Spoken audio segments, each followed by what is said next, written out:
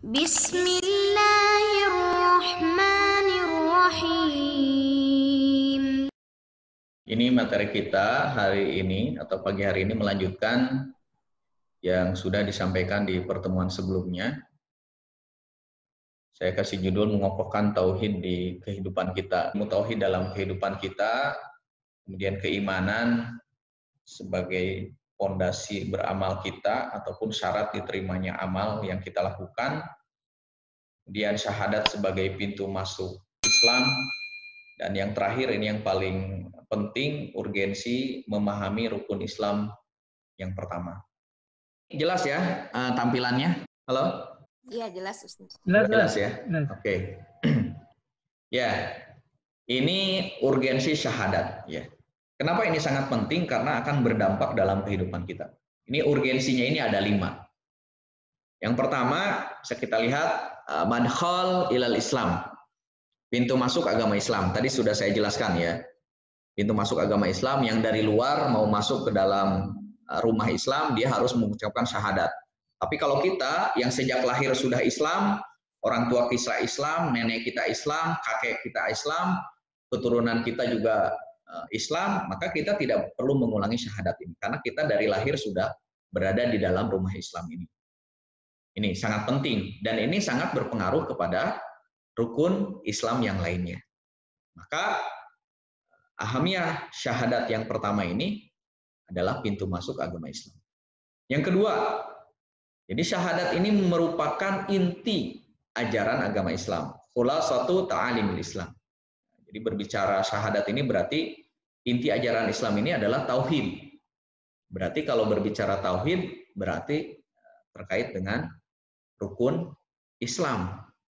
Berbicara dengan rukun Islam berarti kaitannya adalah syahadat ini. Nanti akan saya jelaskan. Kemudian yang selanjutnya yang ketiga, titik tolak perubahan. Nah, ini juga akan saya jelaskan nanti ya. Kemudian yang keempat, inti dakwah para nabi dan rasul ya, membawa risalah tauhid ini. Dan yang terakhir, yang kelima adalah fadail azimah, anugerah yang sangat agung, hidayah. Hidayah keimanan ini, hidayah keislaman ini sangat mahal. Baik, saya mulai dari nomor pertama ya, madkhal ilal Islam. Lihat. Inilah yang membedakan ya, bisa kita lihat ini al-muslimu, muslim berarti ya. Yang di bawahnya adalah ghairul muslimi, non muslim. Jadi syahadat ini yang akan menjadi pembeda antara muslim dan non muslim. Ini sudah jelas. Dan ini clear. Tidak ada wilayah abu-abu di situ. Ini berbicara akidah kita. Ini kita berbicara keyakinan. Jadi kalau mengucapkan syahadat berarti dia clear. Dia itu sebagai seorang muslim. Kalau tidak mau, sebagaimana yang dilakukan dulu di zaman Rasulullah, Abu Jahal, Abu Lahab ini tidak mau mengucapkan syahadat itu, berarti clear. Dia itu adalah non-muslim. Atau bahasa Al-Qur'annya kafir. Ketika seseorang sudah mengucapkan syahadat, kemudian statusnya berarti menjadi seorang muslim, maka konsekuensinya adalah bahwa ada kaitannya dengan rububiyah. Rububiyah ini mengakui, meyakini bahwa Allah Subhanahu wa Ta'ala yang menciptakan langit dan bumi ini dan beserta isi. Dan kalau kita lihat, non-muslim juga ternyata dalam hal rububiyah itu mengakui. Bisa kita lihat ya di sini ayatnya bagaimana. Ini ya. Bisa kita lihat non-muslim itu mengakui bahwa ketika mereka ditanya siapa yang menciptakan langit dan bumi ini, mereka mengatakan iya, ada Tuhan. Ada yang menciptakan langit dan bumi ini. Mereka mengakui kenapa misalkan ketika siang ada matahari, ketika malam kemudian ada bulan. Mereka mengakui itu. Mereka mengakui bahwa alam raya ini ada yang mengaturnya. Mereka mengakui itu. Non-muslim, apalagi kita sebagai seorang yang beriman pasti saja ya, mengakui bahwa seluruh alam semesta ini ada yang mengatur, sehingga kalau kita sebagai orang beriman mengesahkan Allah Subhanahu wa Ta'ala. Ini sebagai bukti bahwa baik itu orang beriman, muslim atau non-muslim, mereka akan mengakui terkait dengan rububiyah ini. Nah, Cukup sampai di situ saja. Kalau non-muslim itu, ya mereka hanya sekedar mengakui, tidak mengimani. Makanya Abu Jahal itu percaya, Abu Lahab itu percaya bahwa Ka'bah itu ada yang melindungi, bahwa alam raya ini ada yang menciptakan, ada yang mengatur. Percaya Abu Jahal, Abu Lahab itu. Tetapi ketika diminta mengucapkan asyhadu alla ilaha illallah wa asyhadu anna muhammadar rasulullah, mereka tidak mau mengatakan. Nah, maka di dalam ilmu tauhid ini ada yang kita sebut dengan istilah uluhiyah. Uluhiyah ini kita bisa lihat ya. Kalau uluhiyah ini berkaitan dengan bahwa kita beribadah hanya kepada Allah Subhanahu wa taala. Itu. Jadi kalau berbicara uluhiyah ini gampangnya dalam surat Al-Fatihah, iyyaka na'budu wa iyyaka nasta'in. Bahwa kita hanya menyembah dan hanya meminta pertolongan kepada Allah Subhanahu wa taala. Tidak kepada yang lain-lain. Kalau orang-orang kafir, orang-orang non-muslim itu mereka mempercayai, mereka meyakini akan adanya Tuhan yang menciptakan alam raya ini, yang mengatur segala macam. Tetapi mereka beribadah bukan kepada Allah. Menyembah batu, menyembah pohon, menyembah patung. Kemudian mereka menjadikan perantara yang lain. Makanya di pertemuan sebelumnya ketika misalkan ada seorang yang beriman, ada seorang yang mengaku muslim, kemudian mendatangi dukun, meminta pertolongan kepada dukun tersebut, maka sholatnya, itu baru mendatangi saja, maka sholatnya tidak akan diterima 40 hari, 40 malam. Itu baru mendatangi saja. Kalau mempercayainya, berarti dia rusak uluhiyah. Berarti dia masih meminta pertolongan kepada selain Allah. Berarti dia masih melakukan ibadah-ibadah kepada selain dari Allah Subhanahu wa taala. Ini sudah jelas ya. Ini bisa kita lihat ya, nanti filenya saya share ya. Ini bisa kita lihat dalam surat Al-Baqarah ayat 163. Wa ilahukum ilahu wahid, la ilaha illa huwar rahmanur rahim. Di surat Al-Baqarah ayat yang lainnya ayat 21 sampai ayat 22 juga sama. Ya ayuhan nas u'budu rabbakum alladzi khalaqakum walladzina min qablikum la'allakum tattaqun. Alladzi ja'ala lakumul arda firasyaw was samaa'a binaa'a wa anzala minas samaa'i ma'an fa akhraja bihi minats tsamarati rizqan lakum fala taj'alu lillahi andadaw wa antum ta'lamun. Maka janganlah menjadikan perantara-perantara yang lain selain dari Allah Subhanahu wa taala. Al-Baqarah yang 2122 ini adalah menceritakan tentang bagaimana Allah Subhanahu wa taala menciptakan alam raya ini, menjadikan bumi, langit, segala macam, termasuk Allah juga yang menurunkan rezeki kepada umat manusia ini. Ini semuanya dalil-dalil yang disebutkan Al-Qur'an terkait dengan bahwa satu-satunya yang kita wajib beribadah hanya kepada Allah. Satu-satunya yang kita memohon pertolongan hanya kepada Allah Subhanahu wa taala. Ini saya kira clear ya. Dan ini yang bisa kita lihat dalam bagan ini, perbedaan yang sangat signifikan antara seorang muslim dan non-muslim. Di poin selanjutnya ar-risalah. Ar-risalah ini berarti berbicara risalatut tauhid. Bagaimana cara beribadah, bagaimana cara sholat, nanti kan, bagaimana cara saum, bagaimana cara membayar zakat, dan seterusnya, dan seterusnya. Insya Allah mudah-mudahan yang poin yang pertama ini clear ya, terkait dengan bahwa urgensi syahadat ini yang pertama adalah pintu masuk agama Islam. Yang kedua, syahadat ini menjadi inti ajaran agama Islam. Jadi inti ajaran Islam itu hanya dua syahadat itu. Yang pertama adalah asyhadu alla ilaha illallah. Yang kedua, wa asyhadu anna Muhammadar Rasulullah. Dua ini. La ilaha illallah berarti tadi kita hanya beribadah kepada Allah Subhanahu wa taala. Baik itu nanti fardian secara personal atau jamaian secara berjamaah. Baik itu secara personal atau secara berjamaah.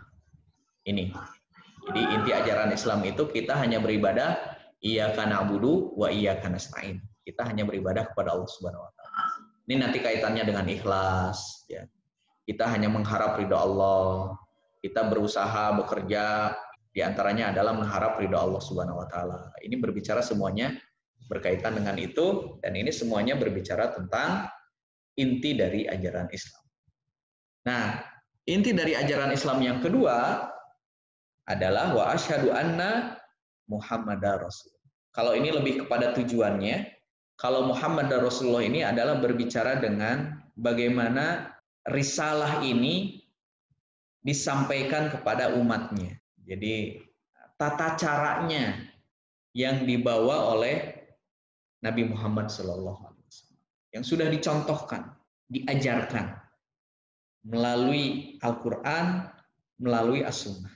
Maka kita mengenal dengan namanya manhajullah. Manhaj.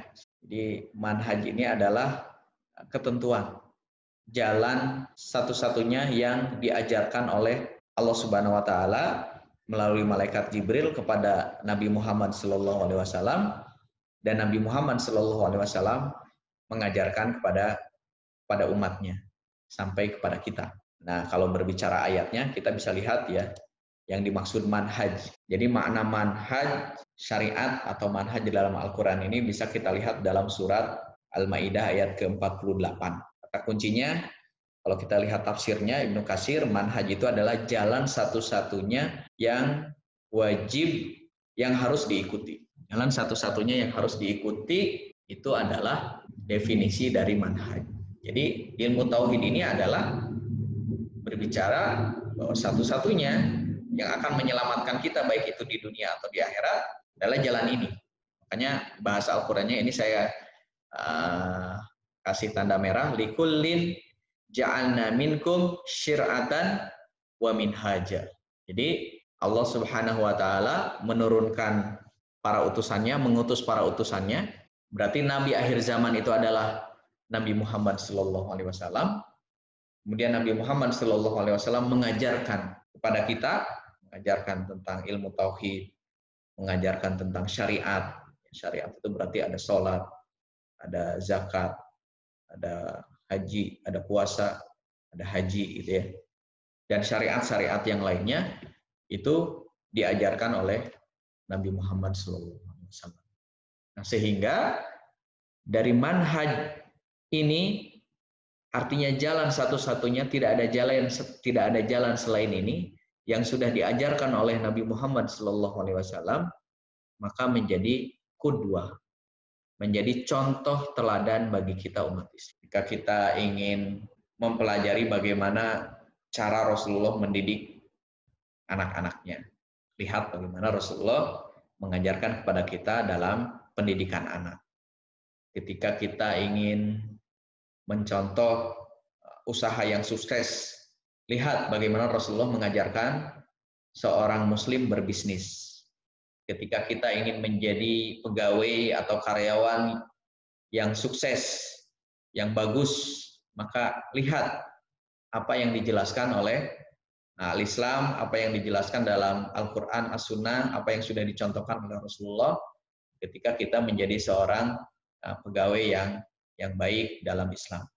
Apapun kehidupan kita, maka kita berbicara manhaj ini berarti kan pedoman hidup. Apapun itu, maka lihat apa yang sudah dijelaskan dalam Islam, apa yang sudah dicontohkan oleh Rasulullah SAW. Nah, ini kita berbicara keyakinan kepada Allah Subhanahu Wa Taala, dan kita meyakini, kita bersaksi bahwa Nabi Muhammad ini adalah utusan Allah Subhanahu. Oke, saya kira clear ya. Poin yang kedua, bahwa urgensi syahadat yang kedua ini adalah inti ajaran agama Islam. Kemudian yang ketiga, Bapak Ibu yang dimuliakan Allah Subhanahu Wa Taala, bahwa ahamiyah syahadatain ini yang ketiga adalah titik tolak perubahan, asasul inqilab, baik itu secara personal ataupun secara jamaiyah, fardian atau jamaiyah. Titik tolak perubahan. Al-inqilab ini sebenarnya kalau dalam bahasa Arab ini perubahan yang sangat signifikan. Jadi berubah 180 derajat, perubahan yang sangat signifikan. Jadi kalau perubahan sedikit bukan al-inqilab istilahnya kalau dalam bahasa Arab. Tapi ini perubahan yang sangat signifikan. Dan ini salah satu contohnya saya bisa ceritakan yang sudah diceritakan di pertemuan sebelumnya. Bagaimana sahabat Bilal bin Rabah yang tadinya seorang budak, tidak ada nilainya dalam masyarakat saat itu, ya. Kemudian dia masuk Islam, kemudian dia mempertahankan keislamannya, kemudian berubah 180 derajat, dia dimuliakan dalam agama Islam. Dimuliakannya sebagai muazin, tukang azannya khusus di masa Rasulullah Shallallahu Alaihi Wasallam. Ini berubah 180. Di syahadat ini akan merubah pola visi misi kehidupan seseorang, akan merubah itu. Yang tadinya dia sangat kosong dalam kehidupannya, tidak semangat dalam hidupnya, sering putus asa. Kita ketika semakin kokoh ilmu tauhidnya, maka akan berubah 180 derajat. Yang tadinya malas-malasan dalam bekerja, kemudian ketika dia semakin memahami ilmu tauhid ini, dia akan berubah 180 derajat, dia semakin giat. Ada buku ya bagus terkait dengan ini yang ditulis oleh Dr. Taufik Yusuf Wa'i. Beliau menulis bukunya itu sudah ada terjemahnya ya dalam bahasa Indonesia, melejitkan potensi dengan keimanan. Al-Iqaz, Al-Quwah, Al-Khafiyah, Al-Iman, Iqaz, Al-Quwah, Al-Khafiyah. Jadi disebutkan di mukadimah buku ini bahwa keimanan ini yang akan menjadi sumber motivasi yang akan melejitkan kemampuan seseorang. Bisa kita lihat misalkan perjuangan kemerdekaan Republik Indonesia, ini sudah saya sampaikan juga di pertemuan sebelumnya ya, hanya modal bambu runcing, tapi keyakinannya, keimanan kepada Allah, dia akan menolong, Allah akan menolong perjuangan mereka, maka walaupun hanya dengan modal bambu runcing, bisa menghadapi tentara musuh saat itu yang tentara musuh ini dalam jumlah lengkap, banyak ya, persenjataannya lengkap, jumlahnya banyak, tetapi bisa mengalahkan mereka. Ini menjadi sumber motivasi, sumber kekuatan. Atau misalkan bagaimana di zaman Rasul itu ketika peperangan selalu jumlahnya lebih sedikit, kemudian senjatanya juga selalu seadanya. Menghadapi pasukan Romawi saat itu yang jumlahnya banyak, terus persenjataannya juga lengkap. Tetapi keyakinan ini yang membuat motivasi umat Islam saat itu tinggi, sehingga turunlah pertolongan Allah dan Allah memenangkan peperangan-peperangan yang terjadi saat itu. Nah, kalau kita tarik ke kondisi kita hari ini adalah bagaimana keimanan ini menjadi sumber motivasi kita dalam kehidupan kita sehari. Jadi tidak ada istilah putus asa seharusnya seseorang yang beriman. Seorang muslimah ini tidak ada kata putus asa. Karena putus asa itu hanya untuk orang-orang kafir. La tayasu min rahmatillah. Janganlah kita berputus asa dari rahmat Allah Subhanahu. Ini saya kira nomor 3 ini sangat penting ya. Karena sumber motivasi kita, sumber semangat kita dalam bekerja, semangat kita dalam beribadah, semangat kita dalam beramal ini adalah syahadat ini. Yang selanjutnya saya kira percepat saja yang poin ini, saya tidak akan berlama-lama. Poin keempat dan poin kelima ini juga sudah dijelaskan bahwa inti dakwah para nabi dan rasul ini adalah syahadat ini, mengajak mengesahkan Allah Subhanahu wa taala, menyembah hanya kepada Allah Subhanahu wa taala, dan mencontoh apa yang sudah dicontohkan oleh para nabi dan rasul. Kalau bagi kita berarti apa yang sudah dicontohkan oleh Muhammad Rasulullah SAW. Nah, yang terakhir adalah fadail azimah, anugerah yang maha agung. Berarti anugerah yang maha agung ini maksudnya adalah hidayah keislaman, keimanan ini mahal. Jadi karena mahal maka kita harus menjaganya. Sampai kapan? Sampai hari kiamat. Sampai kapan? Sampai ajal menjemput kita. Maka doa kita, Allahumma rzuqnal husnul khotimah. Ya Allah, atau rizkikan kepada kami akhir yang baik, husnul khotimah. Nah, kesimpulannya dari slide ini adalah tegaknya Islam ini adalah dengan tegaknya rukun Islam. Jadi Islam ini tidak akan tegak ketika rukun Islamnya tidak ditegakkan. Ada 5 penopang dari rukun Islam ini. Dan rukun Islam ini tidak akan tegak, rukun Islam yang lainnya, kecuali rukun Islam yang pertama, yaitu syahadat. Karena kuncinya dari rukun Islam ini adalah syahadat. Baru berlaku rukun Islam yang lain setelah kunci syahadat ini betul-betul kita implementasikan. Jadi tidak mungkin seseorang melakukan sholat, saum, zakat, haji kalau dia belum masuk Islam. Jadi kuncinya adalah di syahadat ini. Bapak Ibu yang dimuliakan Allah Subhanahu wa taala, ini yang bisa saya sampaikan ya pada kesempatan hari ini. Mudah-mudahan kita semakin memahami berkaitan dengan ilmu tauhid ini, terutama kita sama-sama berusaha kita aplikasikan dalam kehidupan kita sehari-hari. Tidak mudah memang, pasti di situ ada hambatan, ada tantangan, ada rintangan, tapi ketika kita istiqomah, bismillah, kita insya Allah bisa untuk mengaplikasikan ilmu tauhid ini dalam kehidupan kita sehari-hari. Wassalamualaikum warahmatullahi wabarakatuh.